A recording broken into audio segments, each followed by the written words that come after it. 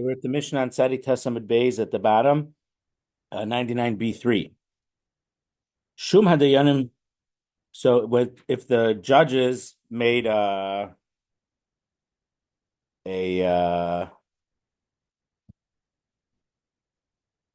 appraisal, and right now it's not. We're not sure if we're just talking about real estate or even non-real estate things. But if judges made an appraisal of the value of something,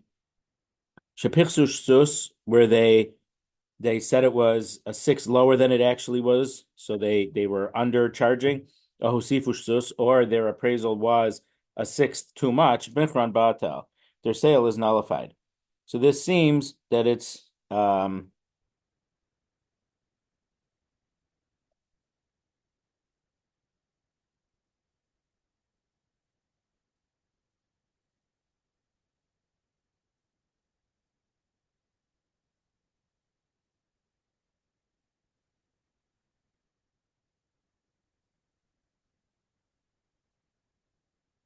like a regular ona. So if you overcharge by a sixth or undercharge by a sixth, it's nullified. By more than then it's nullified. Rabbi Shimon Gamliel Omer Michran Kain, but Rabbi Shimon Gamliel says that their sale stands im Kain, because if not, ma koch based in Yafa. What extra authority does based in have? Koch literally is strength, but normally Dayanim do something; they have uh, big powers to do things. So Rabbi Shimon Gamliel is saying, if their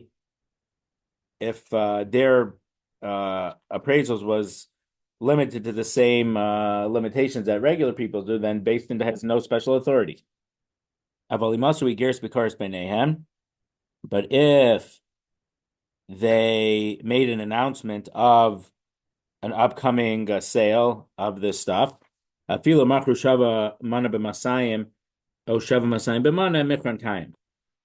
then they ended up selling something for double the price or for half of the price.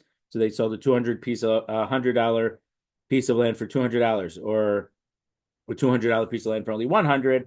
The sale stands, and we're going to learn that means that we're going to see in the Gemara that it means up to that. But if it would have been a $100 piece of land for $201, if it would be more than double, or it would have been less than half, then this is the limit. Okay, Gemara. They asked, Shliach Keman.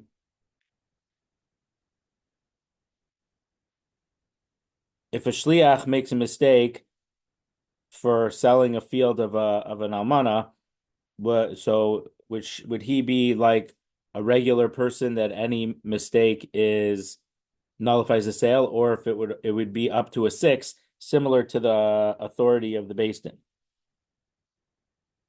So as we turn to Kufa Amud Aleph, page 100, Rabba Amar Rav Nachman Shliach Dayanim. Rabba said in the name of Rav Nachman that a shliach is like a dayan. So according to the Tanakama of our Mishnah, you can, up to a mistake of a sixth, overcharging or undercharging, the sale stands. Rav Shmuel bar Bisna Amar Rav Nachman, but Rav Shmuel bar Bisna said in the name of Rav Nachman, Kalmana. He has the same status of an almana, and if the almana charges incorrectly, we saw under certain circumstances that it would get nullified right away, and sometimes it wouldn't. But so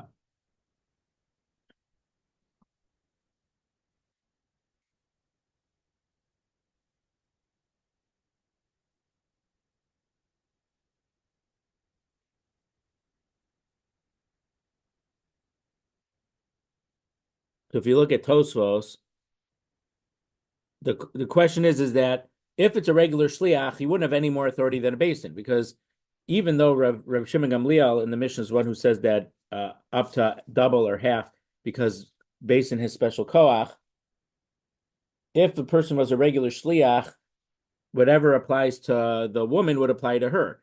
The shliach wouldn't have extra authority than the woman herself, and he doesn't have the same status of Beis Din, because he's not Beis Din.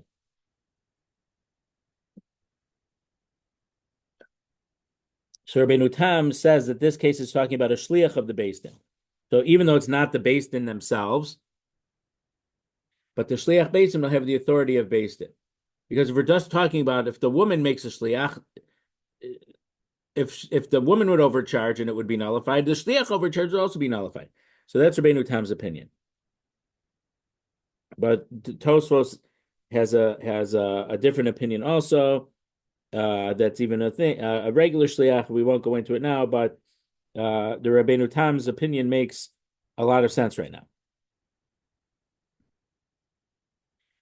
So Rava Rav Nachman Shlich Gedayanim Adiyanim Lavda Didu Av Shlich Nami Lavda Didei. Rava, who said in the name of Rav Nachman that a shliach has the same status of a dayan, that if his appraisal and sale of the property was too much or too little by a sixth, is like the judges, and it'll stand. Just like the judges aren't doing their own sale, the shliach is also not selling this for his own sake. So if he makes a small mistake up to 16 and 16 and 2/3%, we say it's okay. To exclude the case where the woman doing it herself, where it's for her own benefit. So therefore, if she does something that is slightly off, then it nullifies her authority.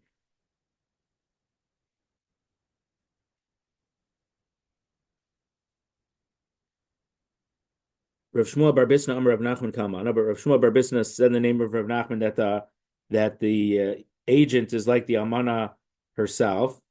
Ma almana yechida afshliach yachid lafuge beisin derabim ninhu.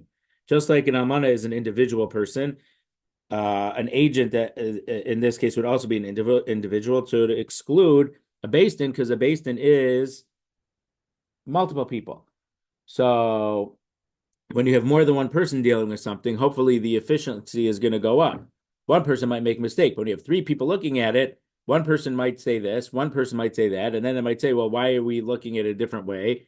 It'll make them be more careful in their appraisal to try to get a more accurate and correct appraisal. And one person, even if, according to Rabbeinu Tam, he's appointed by the Beis Din, one person is not as likely to come to the right price as a group of at least three people. Like if it would be a Beis Din trying to estimate the price.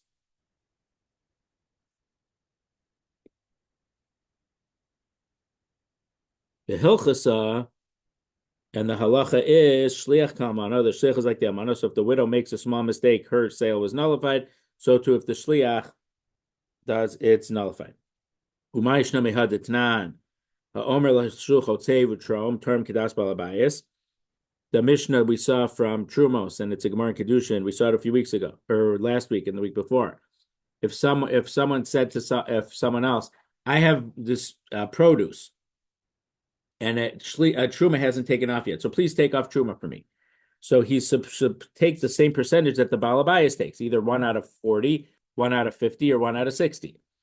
The im ena yodea daitrosh Balabayas, but if he doesn't know what the Balabayas usually does, Torin bebeininis, he should take the 2%, the middle amount, 1 out of 50. No, in this case, for Truma, he's just asking someone.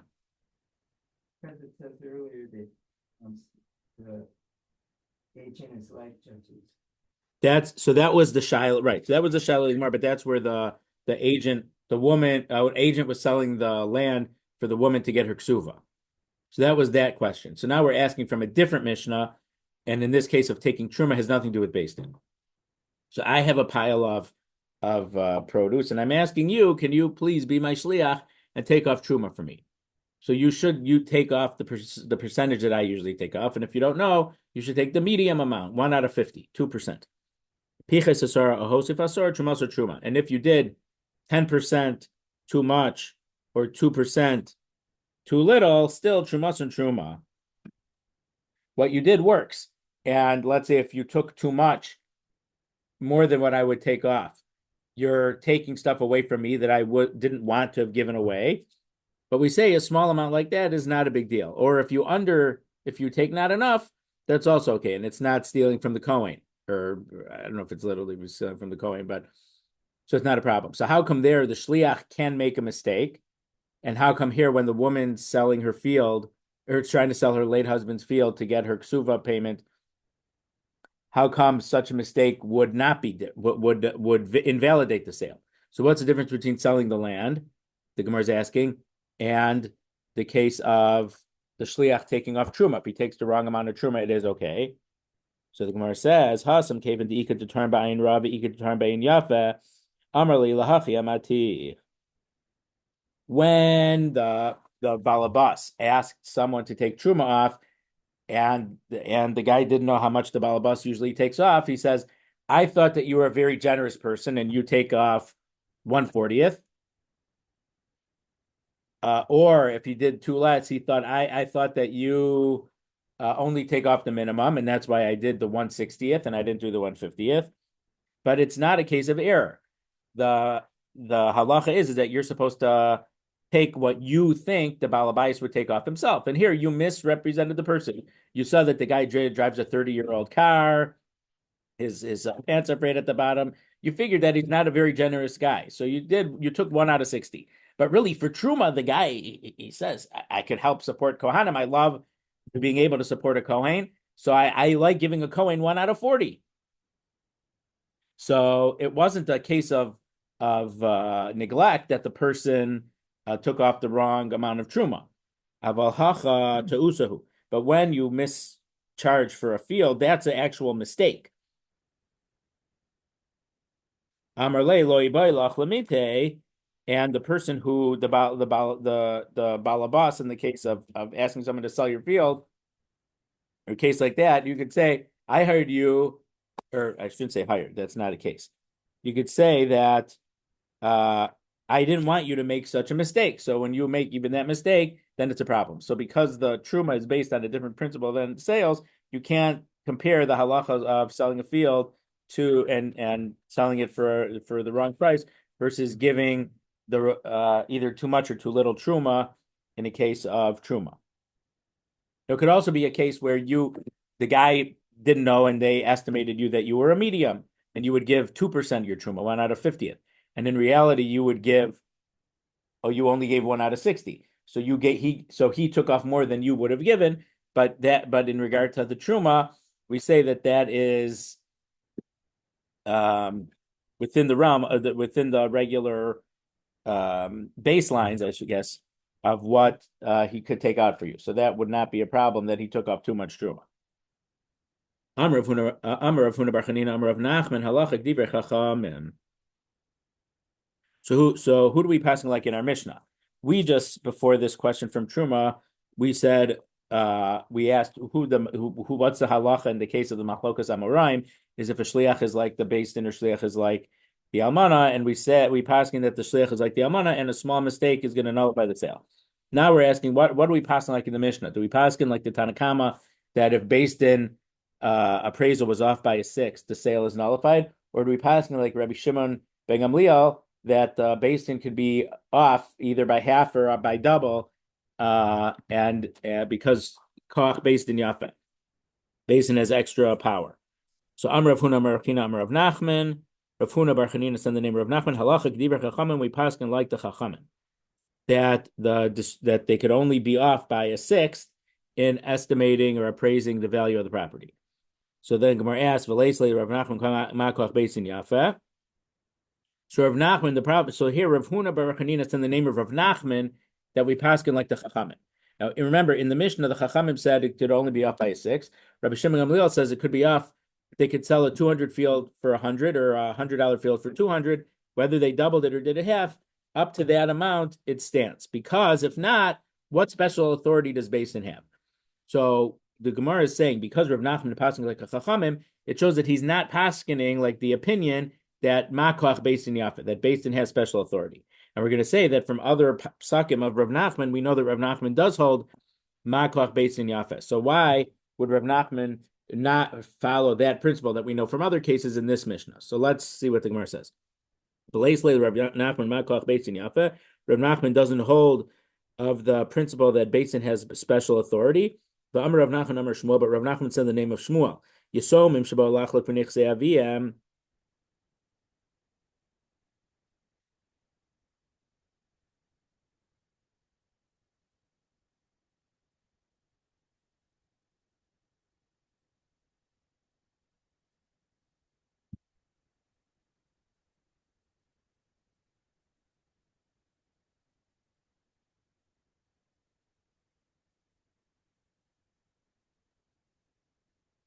if Yisomim were trying to split up their father's estate.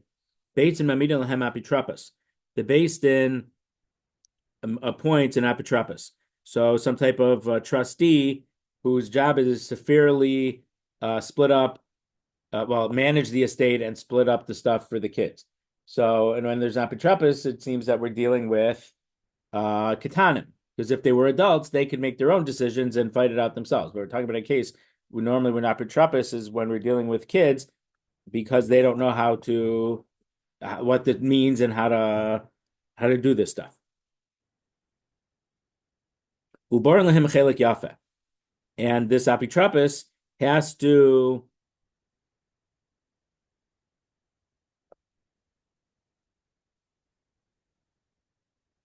So Rashi also points out that borin lahen, that each kid gets his own apitropos. So lahavdil, sometimes, let's say in a contentious divorce, so the husband has a lawyer, the wife has a lawyer. Sometimes the judge is going to say that they need a lawyer for the interest of the kids because the parents are too busy fighting. They need someone to look out for the interest of the kids, and there'll be a third lawyer who's making sure that it's going to be fair for the kids. So in this case, it's not just there's one apitropos for all the kids, but each kid gets their own apitropos so that each kid has someone looking out for their very best interest.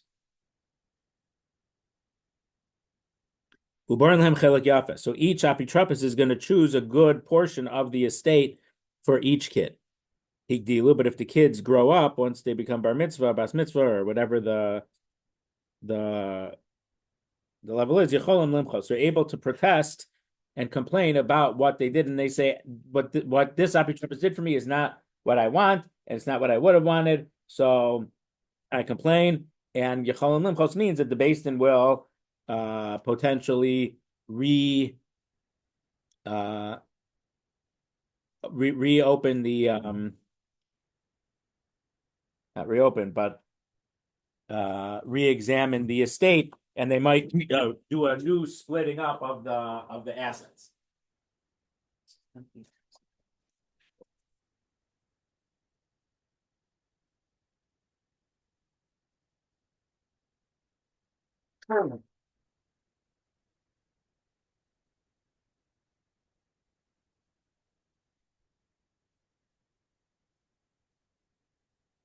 Rav Nachman, so that's what Rav Nachman said in the name of Shmuel. Rav Nachman Didei Amar, but Rav Nachman himself said, meaning he's arguing on Shmuel, and he said, when they grow up, they're not allowed to protest the decision that the apotropos made and then have re-divide the estate, because imkain ma basin yafa. Because the basin appointed a apotropos and it could become nullified, what special authority does basin have? So from that psak, we see that Rav Nachman holds that Beis Din has special authority. So how come in our Mishnah, when one of the opinions based their psak on Makoach Beis Din Yafa, why did he paskin against that opinion?